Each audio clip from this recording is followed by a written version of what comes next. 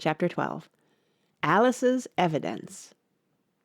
"Here!" cried Alice, quite forgetting in the flurry of the moment how large she had grown in the last few minutes, and she jumped up in such a hurry that she tipped over the jury box with the edge of her skirt, upsetting all the jurymen on to the heads of the crowd below, and there they lay sprawling about, reminding her very much of a globe of goldfish she had accidentally upset the week before. "Oh, I beg your pardon!" she exclaimed in a tone of great dismay, and began picking them up again as quickly as she could, for the accident of the goldfish kept running in her head, and she had a vague sort of idea that they must be collected at once and put back into the jury box, or they would die. "The trial cannot proceed," said the King in a very grave voice, "until all the jurymen are back in their proper places. All," he repeated with great emphasis, looking hard at Alice as he said so. Alice looked at the jury box and saw that, in her haste, she had put the lizard in head downwards, and the poor little thing was waving its tail about in a melancholy way, being quite unable to move. She soon got it out again and put it right. "Not that it signifies much," she said to herself. "I should think it would be quite as much use in the trial one way up as the other." As soon as the jury had a little recovered from the shock of being upset, and their slates and pencils had been found and handed back to them, they set to work very diligently to write out a history of the accident, all except the lizard, who seemed too much overcome to do anything but sit with its mouth open, gazing up into the roof of the court. "What do you know about this business?" the King said to Alice. "Nothing," said Alice. "Nothing whatever?" persisted the King. "Nothing whatever," said Alice. "That's very important," the King said, turning to the jury. They were just beginning to write this down on their slates, when the White Rabbit interrupted. "Unimportant, your Majesty means, of course," he said in a very respectful tone, but frowning and making faces at him as he spoke. "Unimportant, of course I meant," the King hastily said, and went on to himself in an undertone. "Important, unimportant, unimportant, important," as if he were trying which word sounded best. Some of the jury wrote it down important, and some unimportant. Alice could see this, as she was near enough to look over their slates. "But it doesn't matter a bit," she thought to herself. At this moment the King, who had been for some time busily writing in his notebook, cackled out, "Silence!" and read out from his book, "Rule 42. All persons more than a mile high to leave the court." Everybody looked at Alice. "I'm not a mile high," said Alice. "You are," said the King. "Nearly 2 miles high," added the Queen. "Well, I shan't go, at any rate," said Alice. "Besides, that's not a regular rule. You invented it just now." "It's the oldest rule in the book," said the King. "Then it ought to be number 1, said Alice. The King turned pale and shut his notebook hastily. "Consider your verdict," he said to the jury in a low, trembling voice. "There's more evidence to come yet, please your Majesty," said the White Rabbit, jumping up in a great hurry. "This paper has just been picked up." "What's in it?" said the Queen. "I haven't opened it yet," said the White Rabbit, "but it seems to be a letter written by the prisoner to somebody." "It must have been that," said the King, "unless it was written to nobody, which isn't usual, you know." "Who is it directed to?" said one of the jurymen. "It isn't directed at all," said the White Rabbit. "In fact, there's nothing written on the outside." He unfolded the paper as he spoke, and added, "It isn't a letter, after all. It's a set of verses." "Are they in the prisoner's handwriting?" asked another of the jurymen. "No, they're not," said the White Rabbit, "and that's the queerest thing about it." The jury all looked puzzled. "He must have imitated somebody else's hand," said the King. The jury all brightened up again. "Please, your Majesty," said the Knave, "I didn't write it, and they can't prove I did. There's no name signed at the end." "If you didn't sign it," said the King, "that only makes the matter worse. You must have meant some mischief, or else you'd have signed your name like an honest man." There was a general clapping of hands at this, It was the first really clever thing the king had said that day. "That proves his guilt," said the Queen. "It proves nothing of the sort," said Alice. "Why, you don't even know what they're about." "Read them," said the king. The White Rabbit put on his spectacles. "Where shall I begin, please your Majesty?" he asked. "Begin at the beginning," the king said gravely, "and go on till you come to the end. Then stop." These were the verses the White Rabbit read. "They told me you had been to her, and mentioned me to him. She gave me a good character, but said I could not swim.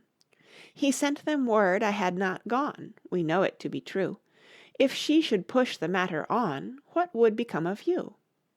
I gave her 1, they gave him 2, you gave us 3 or more.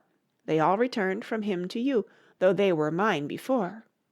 If I or she should chance to be involved in this affair, he trusts to you to set them free exactly as we were. My notion was that you had been, before she had this fit, an obstacle that came between him and ourselves and it.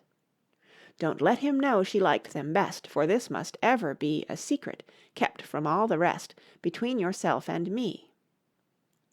"That's the most important piece of evidence we've heard yet," said the king, rubbing his hands.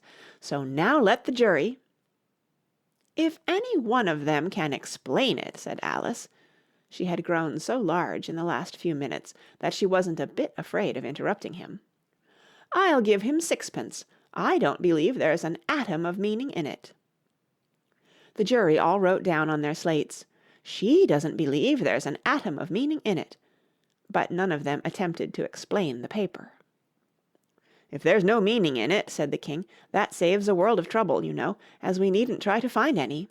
And yet I don't know," he went on, spreading out the verses on his knee and looking at them with one eye. "I seem to see some meaning in them, after all. Said I could not swim. You can't swim, can you?" he added, turning to the knave. The knave shook his head sadly. "Do I look like it?" he said, which he certainly did not, being made entirely of cardboard. "All right so far," said the king, and he went on muttering over the verses to himself.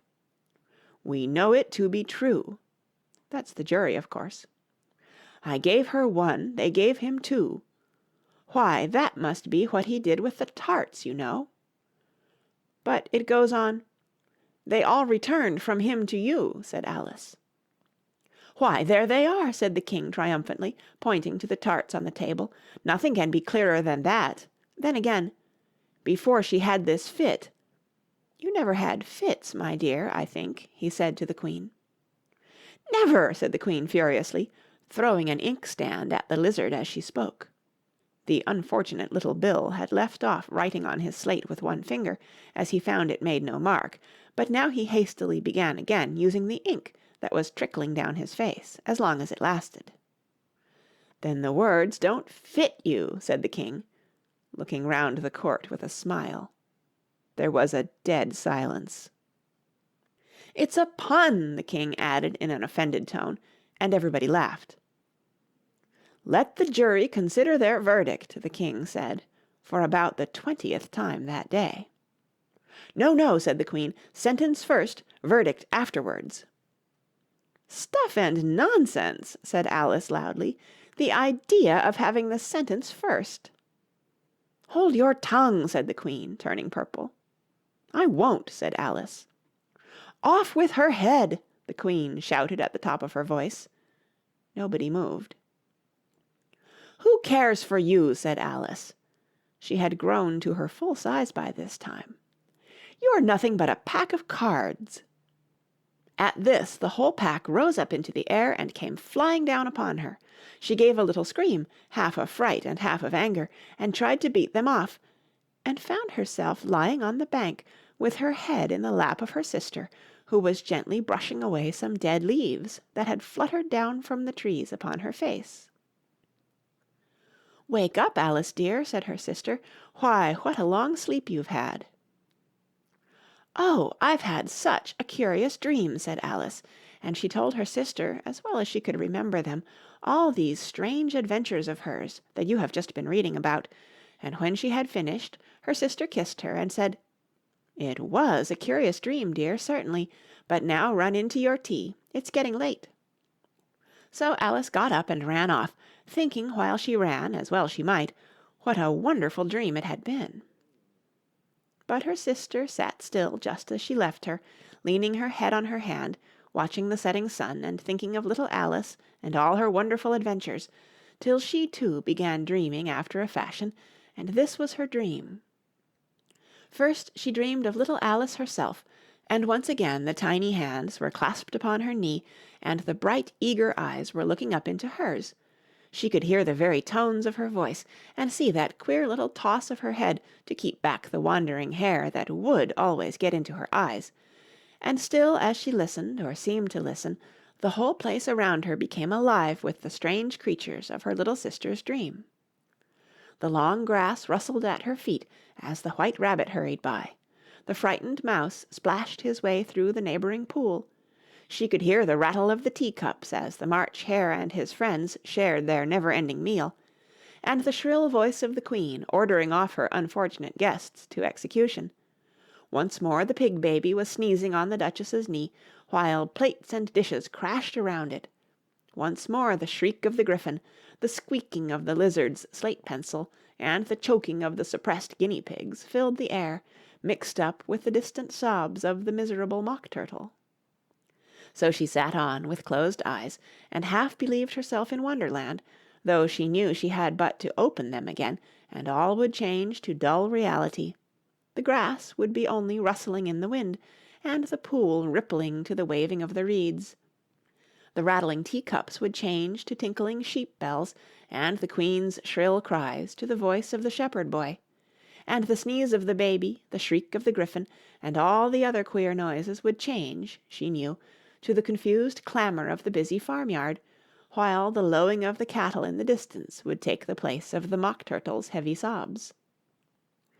Lastly, she pictured to herself how this same little sister of hers would, in the aftertime, be herself a grown woman, and how she would keep, through all her riper years, the simple and loving heart of her childhood, and how she would gather about her other little children, and make their eyes bright and eager with many a strange tale, perhaps even with the dream of Wonderland of long ago, and how she would feel with all their simple sorrows, and find a pleasure in all their simple joys, remembering her own child life and the happy summer days. The end. That's the end of Alice's Adventures in Wonderland by Lewis Carroll. Read by Kara Schallenberg, www.kray.org, in March 2010, in San Diego, California.